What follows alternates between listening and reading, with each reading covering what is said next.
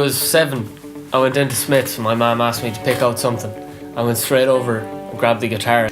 And ever since, I've been completely obsessed with various different types of instruments, be it guitar, bass, drums.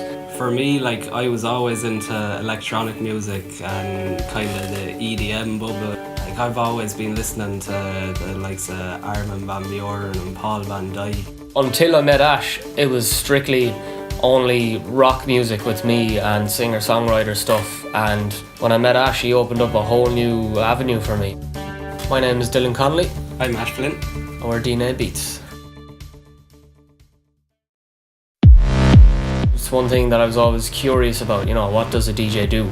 We were all encouraged to join in with Wired FM. Like, I work as a sound engineer for Galway Bay FM, so I've been working in radio anyway, so it was instinct for me to go and try it out. And I got my own show, and then Ash was involved with me, and he was the engineer, and he was also looking after all the social media. And then eventually he started presenting. So we were both show hosts to a show called The Full Irish Show.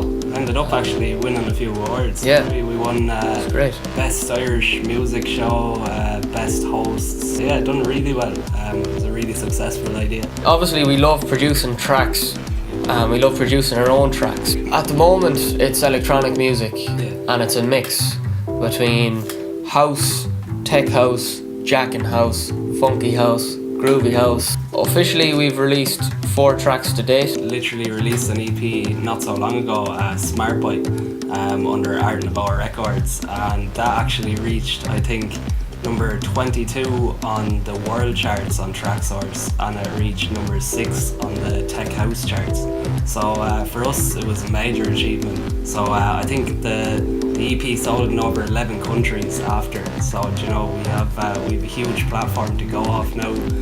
Because of that, we've gigs booked now coming into the summer with DJ Chris Ward from Beat 102 103. We'll be doing podcasts with Art Nouveau Records. That'll be released worldwide. We've 5 or 6 unreleased tracks there as well, so we've a few things being sent out to a few different people, and we've shipment of CDs in as well, so we'll have a few CDs with some special bits to give away. Special giveaways and stuff, like limited edition tracks. Yeah. And so we didn't expect that at all, and we're very grateful for anyone who bought it or downloaded it, so thanks for that. So many guys say to me, like, I can never finish a song, or a track, and I suppose, like, maybe that song doesn't want to be made. Maybe you're going about it in the wrong kind of mindset. You're using the wrong samples, or you don't have the right sound. So you start with the kick. For electronic music, the kick is the most important. If you don't have a decent kick to start a song with, then your whole song is going to suffer, and if the kick is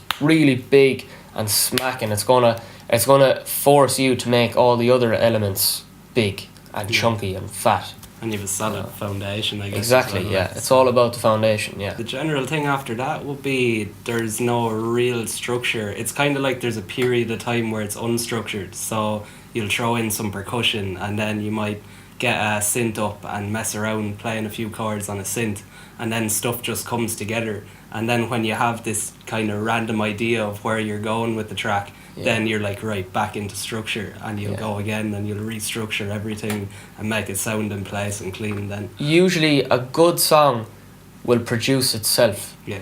Because it wants to be made. Like, don't limit yourself to, if something sounds wacky, I'll throw it down anyways, and then I'll say to Ash, I was like, right, this could sound crap, but what do you think of this? The sound makes itself. Us coming together and having different backgrounds and all of it being mingled into one, it sort of nearly made a pathway for us, and the sound designed itself. We're not in a point in time where I'm like, I have a different sound to Dylan and I'm trying to find that and he's trying to find something else and we're fighting. We literally were both like, yeah, that's it, like, and we like that. So, and it's either a yes or no. Yeah. And straight away if it's not working. It's like, no man. Don't shut any doors off for yourself. Try different things and try things that are daft. Yeah. And when you end up putting them into a track and then layering them with stuff, like, you can come up with a really, really unique sound. And the more people you work with from all different types of genres, you learn so much. And in this game, it's all about, soaking up all these different tips and techniques that you can take and traits from other people, like, which makes you ultimately a way better producer at the end of the day than someone that would only produce trap or hip hop or rock, you know. And people want to work with people who are flexible. About 30 or 40 years ago, maybe, musicians wouldn't have been able to record themselves and produce their own record and release it online. Now you can make an EP in your bedroom or your kitchen or your sitting room and get signed to a record label. That's the way it's going. You know, that would have been a feat that would have been impossible for a musician years ago.